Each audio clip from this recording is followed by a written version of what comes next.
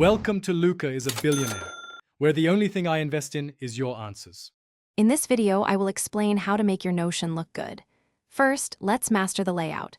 Always start by enabling full-width pages for a spacious feel. Next, strategically use columns to arrange your blocks, creating a clean, structured look. Don't forget dividers. They are excellent for visually separating sections without clutter. Finally, ensure your page titles are clear and to the point, guiding your eye effortlessly through your workspace. Now, let's elevate your Notion's visual appeal. Custom icons are a fantastic way to personalize each page and add character. Select high-quality cover images that reflect your page's purpose, instantly making it more engaging.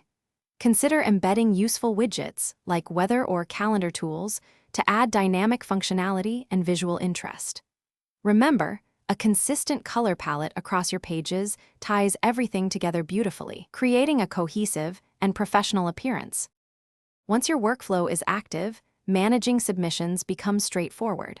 All pending submissions will appear in your Jotform inbox, ready for review. You can approve or deny requests with just one click, providing immediate feedback. Add comments to any submission for clear communication and context, ensuring everyone understands the decision. This centralized system allows you to effortlessly track the status of every single submission, from initiation to completion. To truly master your Notion's look, consider these advanced tips. While Notion offers 3 default fonts, you can use third-party tools to embed custom fonts for a unique brand identity. Regularly review and declutter your workspace. A clean space is a beautiful space. Learning keyboard shortcuts, like typing a / for commands, significantly speeds up your workflow.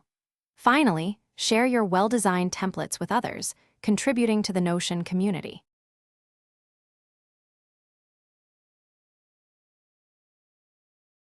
Thanks for watching and please subscribe. It's the best investment you'll ever make.